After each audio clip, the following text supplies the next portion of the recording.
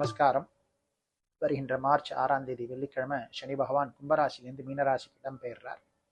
இதன் மூலியமா 12 ராசிக்கும் நிறைய நன்மைகள் தீமைகள் நடைபெறக்கூடிய காலகட்டமாக இருக்கிறது. ராசிகள்ல முதலாவதாக இருக்கக்கூடிய மேஷராசி. இந்த மேஷராசிக்கு சனி பகவான் 12ஆம் இடத்துக்கு வரார். 12ஆம் இடம் இது விரயச்சனி அப்படின்னு சொல்லிட்டு சொல்லுவோம். நம்ம உங்களுடைய ராசிக்குள்ளார ஒரு என்டர் ஆக போறார்.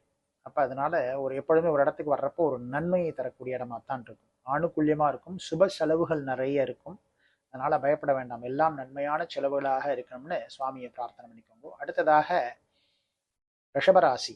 இவாளுக்கு சுவாமி 11ஆம் இடத்துக்கு வரார், லாபச்சனியாக வரார். நிறைய லாபங்கள் நீங்க எதிர்பார்க்கலாம்.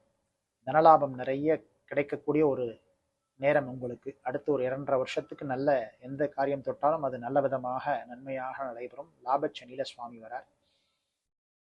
மிதுன ராசி. இவாளுக்கு 10ஆம் இடத்துல சனி பகவான் வரார். உத்தியோக சனி அப்படின்னு சொல்லிட்டு சொல்லுவோம். தொழில் நல்ல மேன்மை அடையும். உத்தியோகத்துல இருக்கவாள்லாம் நிறைய ப்ரமோஷன்ஸ் இந்த டயத்தப்ப எதிர்பார்க்கலாம். அதே போல உங்களுடைய பர்சனல் வாழ்க்கையிலையும் நிறைய ப்ரமோஷன்ஸ். கல்யாணமாகாதவாளுக்கு கல்யாணமாகும், குழந்தை பிறக்காதவாளுக்கு குழந்தைகள் பிறக்கக்கூடிய ஒரு காலகட்டமாக இருக்கிறது. அடுத்து பார்த்தோம் அப்படின்னா கடகராசி. இவாளுக்கு 9ஆம் இடத்துல பாக்யஸ்தானத்துல சுவாமி வரார்.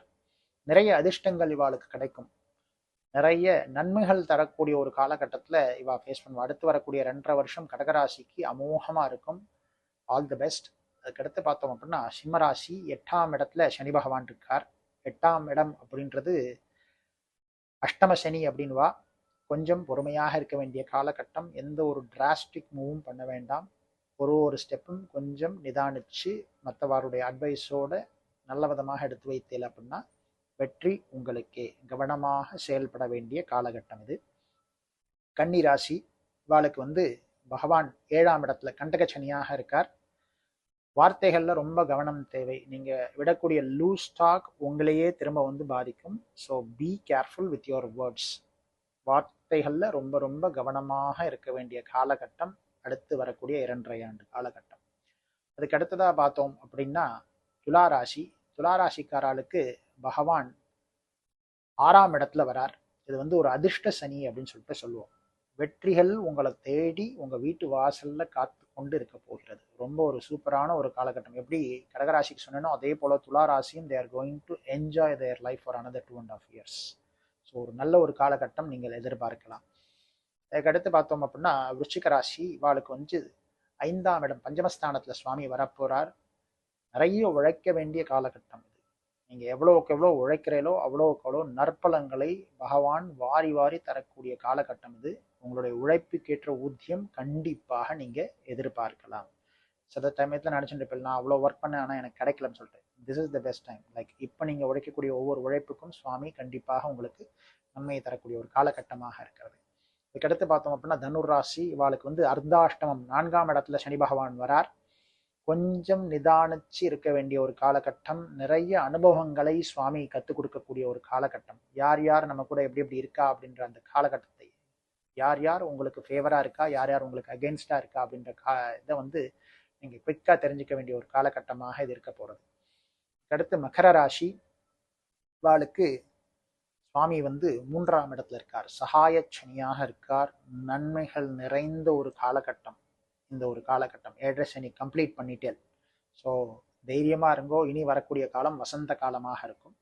இதுக்கு அடுத்ததாக இருக்கக்கூடிய கும்பராசி. பாத சனியாக இருக்கார். 2ஆம் இடத்துல பகவான் இருக்கார். இந்த 2ஆம் இடத்துல இருக்கிறதுல கொஞ்சம் அலக்கழிச்சல் இருக்கும். ரொம்ப கவனம் தேவை. வாகனங்கள் இயக்கும் போது ரொம்ப ரொம்ப கவனம் தேவை. எந்த ஒரு விஷயமும் குவிக்கா உங்களுக்கு நடக்கும் அப்படின்னு நீங்க எதிர்பார்க்க வேண்டாம். கொஞ்சம் அலக்கழிச்சல் இருக்கும். பயப்பட வேண்டாம். பகவான் நல்ல விதமாக நிறைவு பண்ணி தருவார். அதுக்கு அடுத்து பார்த்தோம் அப்படின்னா நிறைவாக இருக்கக்கூடிய மீனராசி. இவாளோட இடத்துலதான் சுவாமி பகவான் ஜென்மசனியா உட்கார போறார். உடல் ஆரோக்கியத்துல ரொம்ப கவனம் தேவை. நேரத்துக்கு சாப்பிடுங்கோ, நேரத்துக்கு தூங்குங்கோ. அலர்ஜிஸ்லாம் ரொம்ப கேர்ஃபுல்லா எடுத்துக்கோங்கோ. ஹெல்த்ல ரொம்ப அஜாக்கிரதையா இருக்க வேண்டாம். B careful with your health. பகவான் உங்க கூடவே இருக்க போறார். அதனால பயப்படவே வேண்டாம். நன்மைகள் மட்டுமே செய்யக்கூடிய ஒரு காலகட்டமா இருக்கும். ஆனா உங்களுடைய கெப்பாசிட்டியை இன்க்ரீஸ் பண்ணுவார். இதுதான் என்னோட கெப்பாசிட்டி, நான் 100 மீட்டர்ஸ் தான் ஓடுவேன் அப்படின்னு நினைச்சுட்டு இருப்பேன். அதெல்லாம் இல்லப்பா, அதையும் தாண்டி உன்னை ஓட வைப்பேன் நான் அப்படின்னு சொல்லிட்டு பகவான் உங்களுக்கு நன்மையை தரக்கூடிய ஒரு காலகட்டமா இருக்கிறது. 12 ராசிக்காராலும் தயவு செய்து சனிக்கிழமையில எள்ளெண்ணெய் தீபம் போடுங்கோ. அதே போல நல்லெண்ணெயில தீபம் போடுங்கோ. மாசத்துக்கு ஒரு தடவை பக்கத்துல இருக்கக்கூடிய கோயிலுக்கு நல்லெண்ணெய் கொண்டு போய் தானம் பண்ணுங்கோ. வருஷத்துக்கு ஒரு தடவை அன்னதானம் பண்ணுங்கோ. அனாதை இல்லங்கள்லையும் முதிரோர் இல்லங்கள்லையும் அன்னதானம் பண்ணுங்கோ.